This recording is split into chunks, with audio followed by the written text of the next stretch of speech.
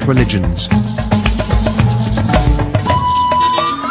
Here in Cairo, the greatest Muslim metropolis on earth, one has only to listen to be reminded. The cacophony of modern life is punctuated 5 times each day by the Islamic call to prayer.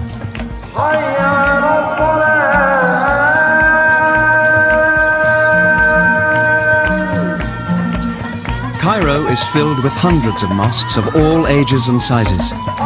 The great mosque of Sultan Hassan was built in the 14th century. It is a stunning display of enormous spiritual inspiration.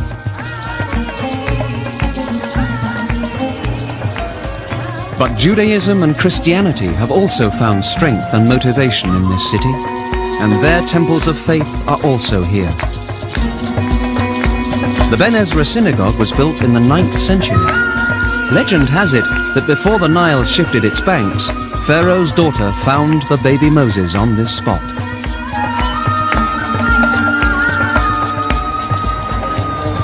Cairo has numerous churches as well. Most are Coptic, a sect that was one of the earliest branches of Christianity. I visited the 4th century Hanging Church, where it's possible to sense the unbroken spiritual ties to Egypt's ancient past. If one were to find the look and sound of ancient Egypt today, then it would be here, at a Coptic church. The words of these prayers and chants are the closest clues we have to the spoken language of the ancient Egyptians. And the devout faith of this service is a direct link to the deep spirituality of pharaonic Egypt.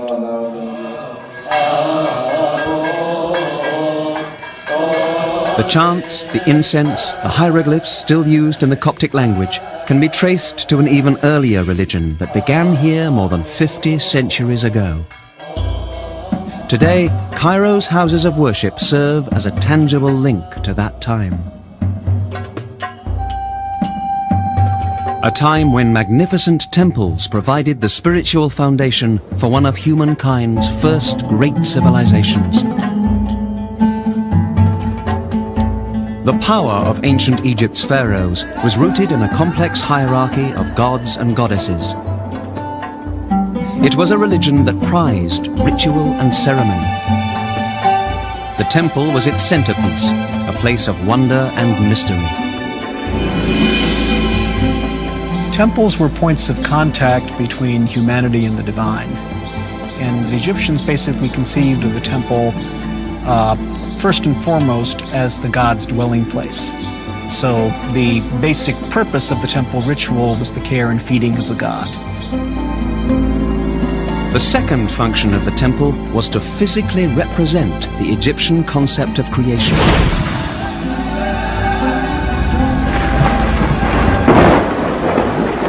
Egyptians believed that the world began as a morass of primeval muck, a place of chaos and disorder.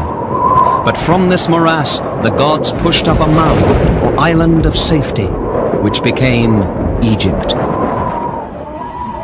To symbolize this mound of creation, temples were always built with a slightly raised section in their center. The temple mound reminded Egyptians that the primeval chaos could return if the gods were not happy. For over 3,000 years, fear of chaos and longing for order was central to religious beliefs of Egyptian civilization. The line between the two was very clear to the Egyptian. The desert was chaos and the absence of life. The valley, nourished by the river Nile, was security. The temple was the institution that kept Egypt safe. The god assured stability. It prevented chaos. You know that in the center of that temple, the god is there watching over you, and that Pharaoh on your behalf is going to make the proper offerings to that god, and that the world will continue to function properly. The Nile will rise, the floods will come, food will grow. It's all a reciprocal process that continues throughout time. Temples quickly evolved to represent more than a home for the gods. They became the focus of all life in the community.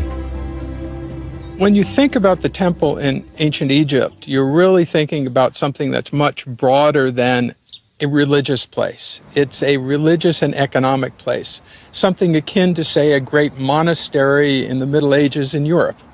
It owns land, it has herds. These were great economic institutions within the structure of Egypt. The first temples date from the birth of Egyptian civilization over 4,000 years before the Christian era. These earliest holy places were probably little more than walls of reed mats or animal hides. Later temples were built of mud brick. Amazingly, some of these structures have survived. The huge mud brick temple of the early pharaoh Khazakemwy at Abydos is over 5,000 years old. But Khazakemwy's great walls were the exception. Most of these early temples vanished long ago, worn away by the relentless desert wind. This is a mud brick. Nile mud mixed with straw, baked in the Egyptian sun. Every early building from the pharaoh's palace to the peasant's hovel was made of this. In the right dry conditions, these can last for thousands of years, like at Khazakemwy's temple in Abydos. But most of habitable Egypt was close to the Nile and subject to constant flooding. After a few centuries, this stuff just dissolves back into the Nile. And the Egyptians knew it. Now, that's all right for the houses of the living. After all, life is just a temporary stage.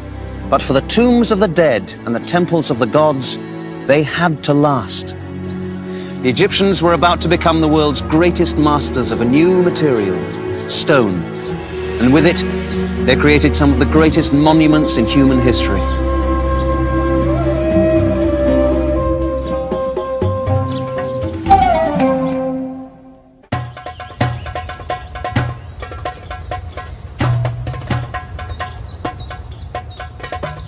We've seen the beginnings of temple construction in Egypt, and now we see its magnificent culmination.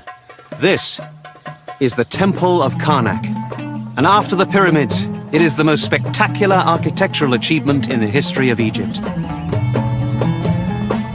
It is the greatest temple complex ever built. It grew to cover over 60 acres, a space large enough to enclose the Cathedral of Notre Dame and its grounds. Karnak Temple sits on the east bank of the Nile in what was once Thebes, the southern capital of ancient Egypt. Today, it is the city of Luxor, some 450 miles south of Cairo. A succession of pharaohs built and expanded this great temple over the course of 2 centuries, some 1,200 years before the Christian era. This great collection of gateways and column-filled halls was built to honor a single deity, Amun, the king of the gods. He is the great god, the #1 god in Egypt. Because of that position as king of the gods, he receives the favor of Pharaoh. And all of the great halls that exist in here, the pylons and everything, are built for him. Along with his wife, Mut, the goddess of motherhood, Amun ruled over the capital of Thebes. It was Amun, more than any other deity, who served to legitimize and continually renew the authority of the pharaohs. In the darkest, most silent recesses of Karnak, the god Amun resided in the form of a statue. Surprisingly, the statue was not a huge colossus, but a small image that could be easily carried during festivals. The lengthy walls of Karnak were made of huge sandstone blocks. The construction challenges faced by the builders were enormous. Remember, we're not talking about cranes, or even simple block and tackle to lift these enormous stones into place. Instead, the ancient Egyptians relied on dirt. Here we see the remnants of an enormous ramp up which the stones were dragged to their place in this huge pylon or gateway. As each course of stone was completed, the ramp was raised. When at last the wall was completed, the ramp was slowly dug away and each course of stone was dressed with carvings and paintings on the way down. The great hypostyle hall is the heart of Karnak. Begun by Pharaoh Amenhotep III in the 14th century BC, the hall is a forest of 130 columns, which once supported a roof over 80 feet above the temple floor. Windows in the roof admitted light which flooded the dramatic central aisle. But the side aisles, so sunny today, then would have remained in dramatic shadow.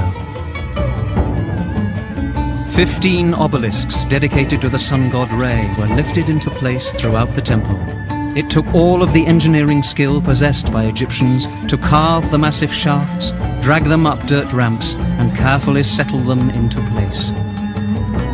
The tips of the obelisks were once capped with gold, so they might catch the first sunlight at dawn and the last at twilight. The glinting light from these shafts honored the sun's primary importance to sustaining all life.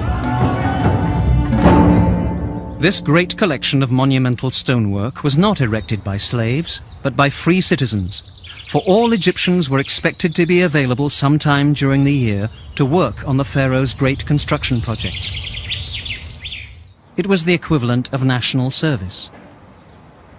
The labor that put these temples together is the common people. They're serving their labor time. It's their week to go work in Karnak. It's probably, one, we've got to pay our taxes. Two, we're working on the home of the god. This is a great service to the king and to Amun. We're ensuring the stability of life throughout eternity by building here. Although average working-class Egyptians built this temple, they probably were allowed to enter only the outer courtyards during the festivals. These inner halls were entered only by the most elite class of priests, for it was here that the god's spirit was most present. Each pharaoh in his turn felt called on to proclaim his devotion to Amun, and while he was at it, his own greatness. The walls and columns of the temple functioned as posters or billboards, where the king's adoration of the god could be recorded and displayed to the world.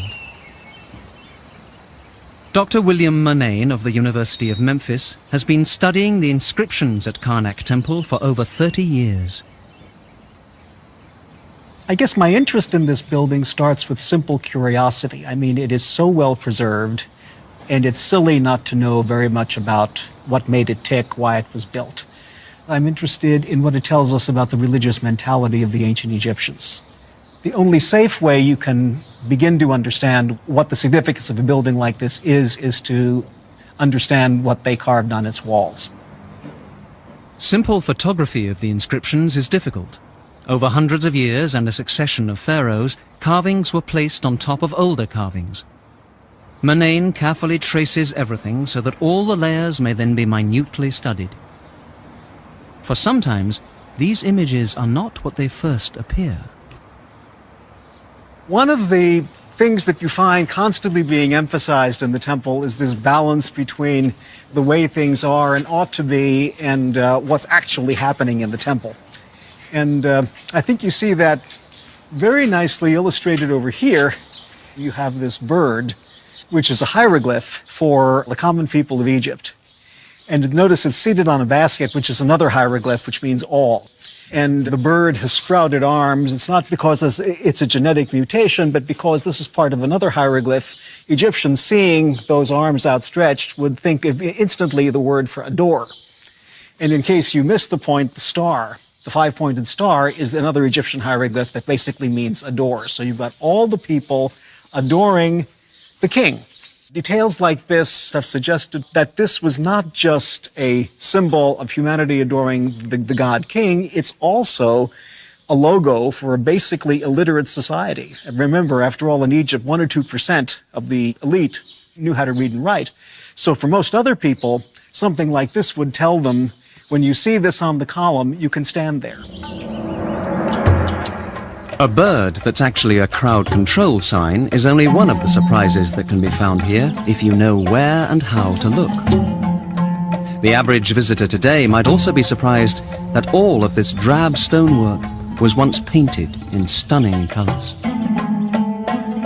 The few sections of painted decoration which remain give us a tantalising glimpse of Karnak's fabulous past. Parting this stuff is really urgent because, as you can see, the wall is flaking away. These name rings that you see above me were intact when we photographed them in 1992. They're practically all gone now.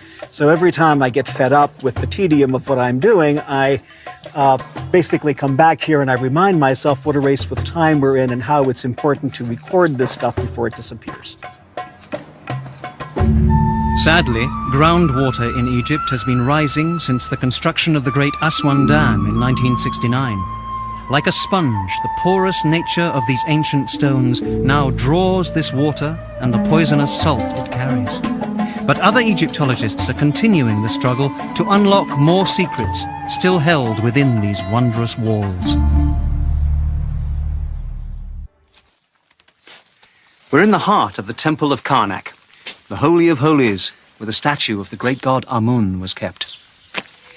The roof is gone now, but 3,500 years ago, this place would have been very dark and very quiet, with only the most privileged priests allowed to enter.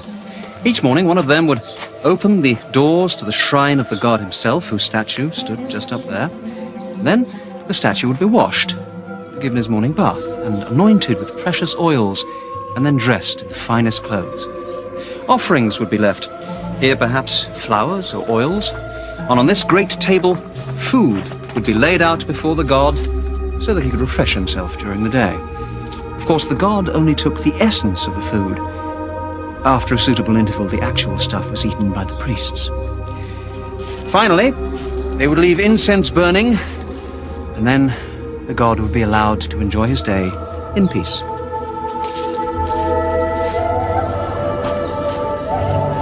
The higher priests at Karnak were appointed by the pharaoh.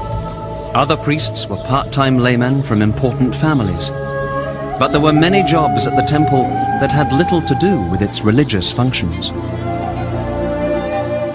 Temples were not just the domain of royalty and priests. Hundreds of common people were required for the day-to-day operation of these huge religious centers. Farmers, carpenters, stonemasons, metalsmiths, potters, and many more were all employed by the temples and relied on them for their physical as well as their spiritual needs. Charles van Sicklin is currently excavating the site of an ancient workshop that once served Karnak Temple. At one point in the history of Karnak Temple, this was the manufactory. This was the place where they made the statues. This was the place where they made jewelry. They processed copper. In this particular area, we've got a lot of mixed signals about what's going on.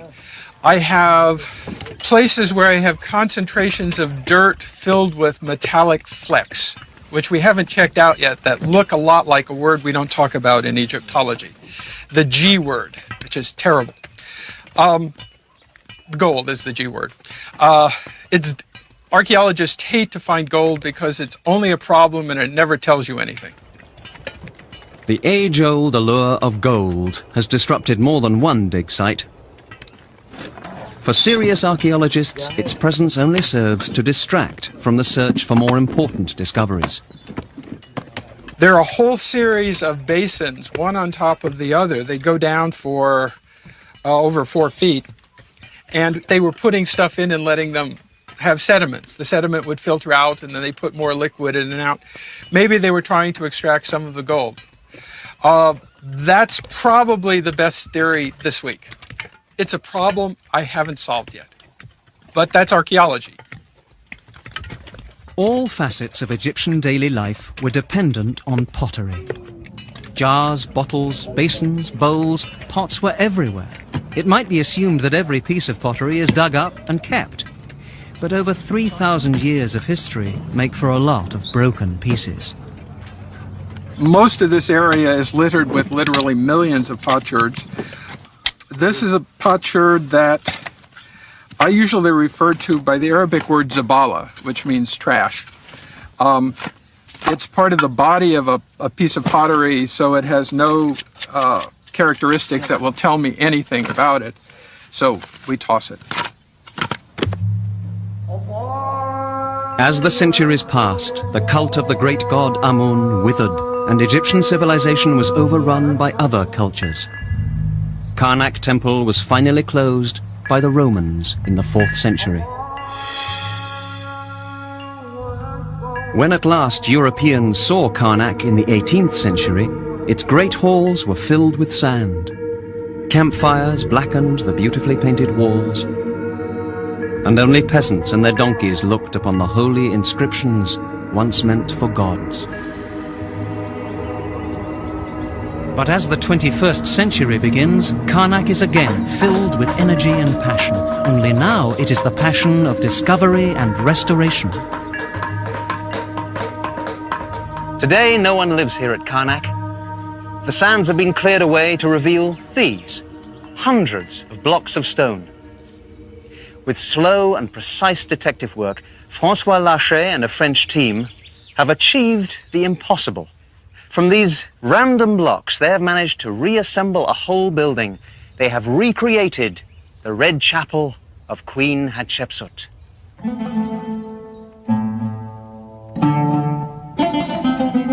Hatshepsut was one of Egypt's few female rulers.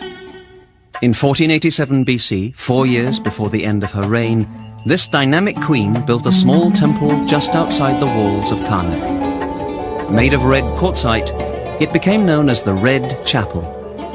It was used for only a few years.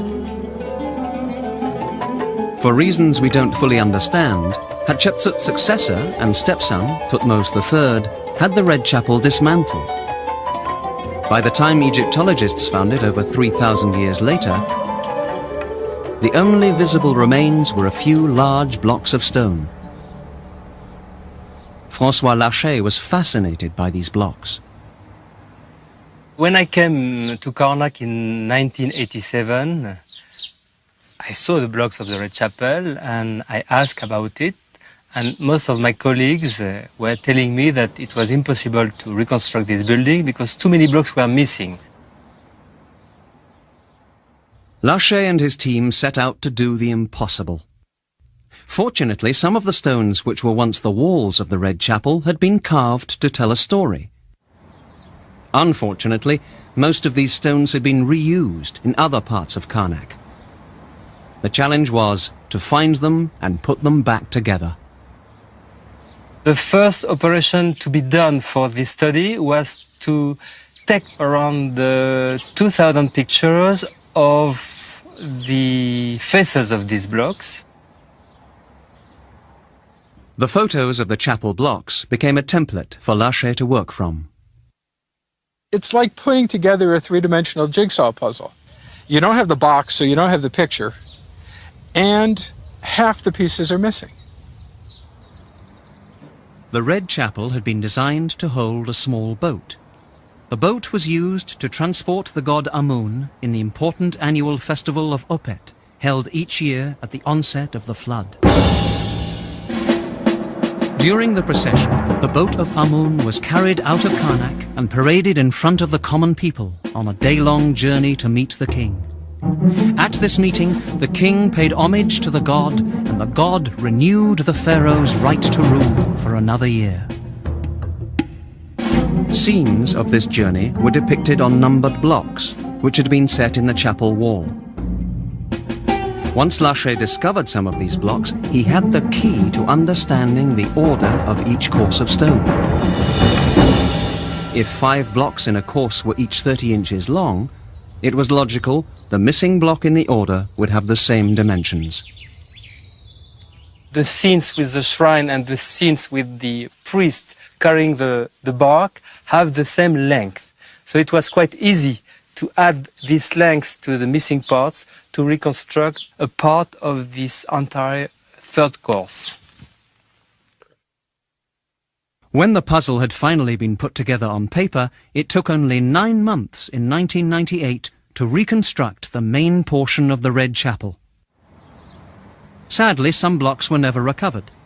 The smooth plaster on these walls fills the space of those missing blocks. It will eventually be stained to match the color of the original stones.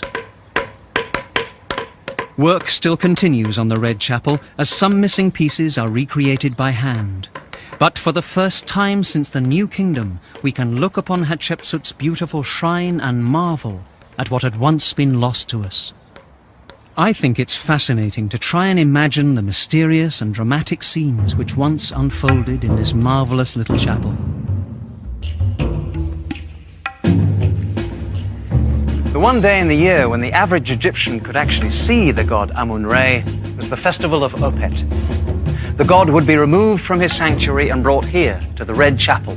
Inside, on this very spot, was a small bark, or boat, which would carry the god on his journey. He was placed inside the bark, and shaven-headed priests with leopard skin robes lifted the holy bark onto their shoulders and carried it out of the temple of Karnak towards Luxor, over a mile away, down the Avenue of the Sphinxes.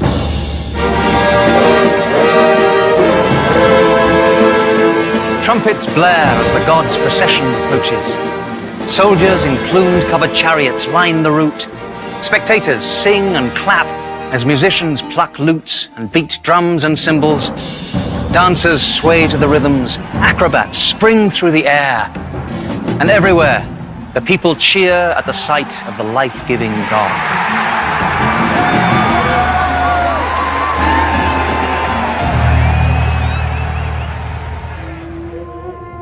Much of Karnak Temple remains to give us a wonderful sense of what this place was like 3,500 years ago.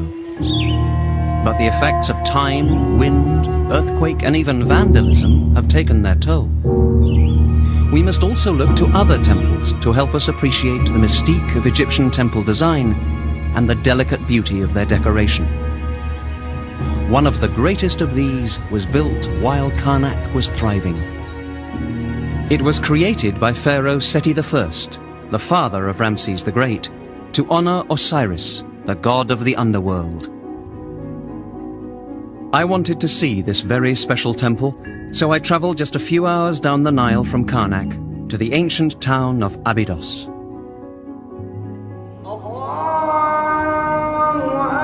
It's Friday, the holy day of the Islamic week here in modern Egypt. You can hear the muezzin calling the faithful to prayer. What we have left of ancient Egypt is its religion, tombs, temples, monuments. But to the people of those times, that's what Egypt was. A living religion which directly involved the whole people, a religion which lasted with very little change for 3,000 years. We've seen the glories of Karnak, but to really appreciate it and to understand the power and the impact of these New Kingdom temples, you have to come here to Abydos, this extraordinary temple built by Seti I for the god Osiris. Few tourists ever come here, and parts of this temple have never been filmed. Our guide is Matthew Adams of the University of Pennsylvania.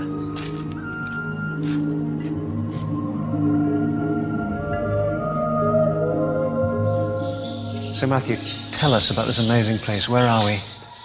Well, we're in the first hypostyle hall of the Temple of Seti I at Abydos, and we've just come in from the sunlit world of the living of ancient Egypt, and we're moving slowly into the more dimly lit world of the divine. So Seti I originated this temple. What was his purpose? Well, from at least the beginning of the Middle Kingdom, around 2000 BC, Abydos was seen as the primary cult place of the god Osiris, the ruler of the land of the dead. The Egyptians believed that he had been buried here, that his tomb was out in the desert here.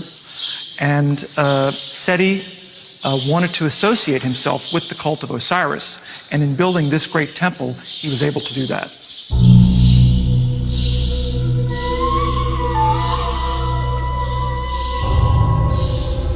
I think that this is probably the finest relief carving ever done in Egypt.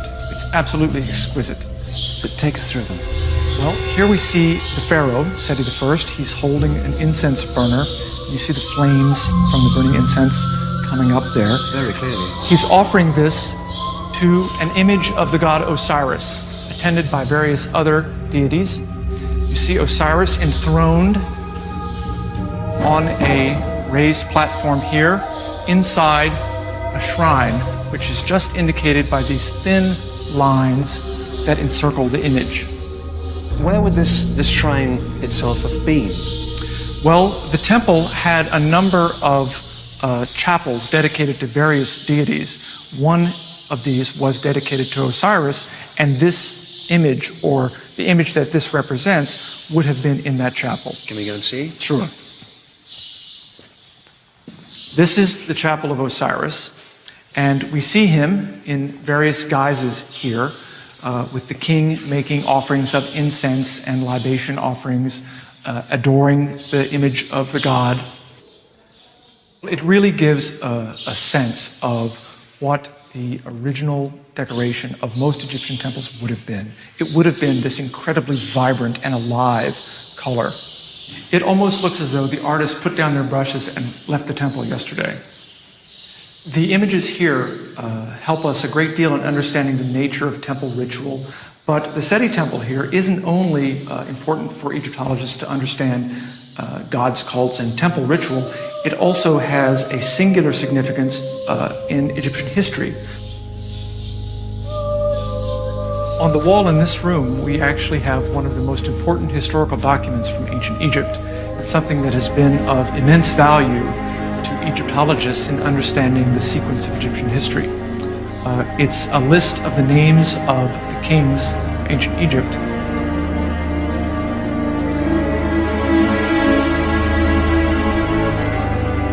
Starts at the beginning with the name of King Menes. Here it says Meni, who was the legendary founder of ancient Egypt, and it continues all the way through most of the rulers of ancient Egypt, all the way to Seti, here at the end, who built this temple.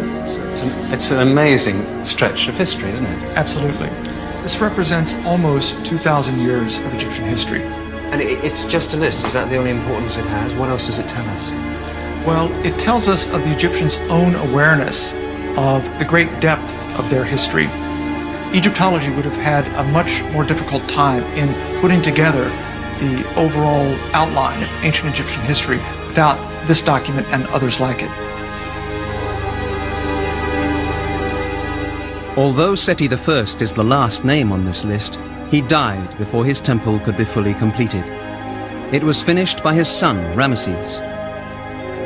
But history will forever know it as Seti's gift to the ages, a beautiful monument to the deep spirituality and artistic greatness of ancient Egypt.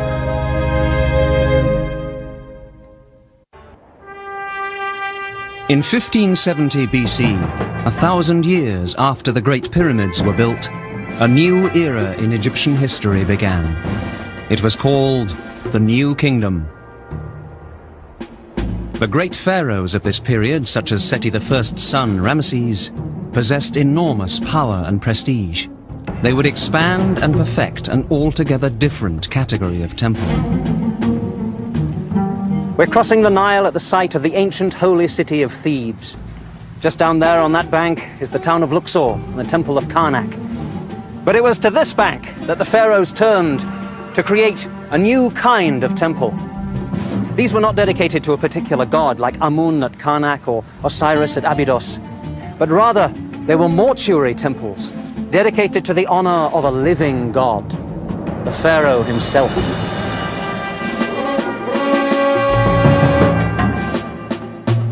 Pharaohs had always required a site where, even after death, they could receive praise and offerings. A suitable place where their memory could be worshipped on a daily basis. It was not enough for the body to remain preserved. The glorious memory of the dead king also had to be maintained, if he was to keep his proper place in eternity. Pyramids had spaces for such activities incorporated into their design. But when tomb robbers forced the pharaohs to seek smaller, more secure tombs in the Valley of the Kings, a need was created for a special memorial structure. The result was the mortuary temple, and one of the most elegant of these was built across the river from Karnak by Ramesses II. The spectacular temple he created is known as the Ramesseum. It was a fitting monument to the pharaoh known to history as Ramesses the Great. Its location, the west bank of the Nile at Thebes, was really an enormous cemetery complex covering dozens of square miles. The great mortuary temples the pharaohs built here were all very close to each other. Just down the road from the Ramesseum is Medinet Habu, the beautiful temple built by Ramesses III. And not far away from this spot sits another great testament to power and ego. We're on our way to visit the most spectacular of the mortuary temples. A temple that was built to honor one of Egypt's greatest pharaohs. A pharaoh who was not a king, but a queen. Her name was Hatshepsut, the same queen who had built the Red Chapel at Karnak. Initially, she was less a queen than the wife of a king, Thutmose II to be exact, but when her husband died, the title of king passed to a boy, Hatshepsut's stepson, Thutmose III. The boy was too young to rule, and so Hatshepsut became regent to command Egypt until the young king matured. But this remarkable woman possessed great self-confidence and abundant ambition. In the second year of her stepson's reign, Hatshepsut had herself designated king. She decreed that she would now be depicted not as a woman, but as a man, complete with the traditional false beard of a pharaoh. Hatshepsut's reign was peaceful and Egypt prospered. Trading expeditions were sent to distant lands, and the queen mounted enormous building projects. None were more ambitious than her construction of a temple to memorialize herself. Nearly 1,500 years before the Christian era, Queen Hatshepsut began the construction of a temple to honor her reign. She chose this spectacular site, a natural amphitheater of stone, cliffs 1,000 feet high. Today, it is called Deir el-Bakhri, but to the ancients, it was the sublime of the sublimes. Hatshepsut's architect was named Senenmut. Some believe he was also her lover. She asked him to design a temple which would amaze the ages. He did not fail.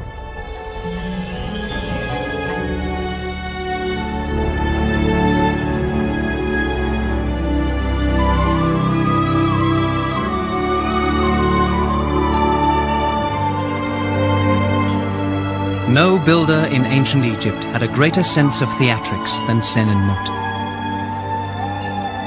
3 perfectly scaled terraces rise out of the valley floor and seem to meld with the towering cliffs which surround the temple. Carefully proportioned ramps connected these tiers. Statues of the queen were everywhere, and in the soft tones of the desert dawn or twilight, the temple's stones gave off a magical glow, which proclaimed to eternity Hatshepsut's sanctity and greatness.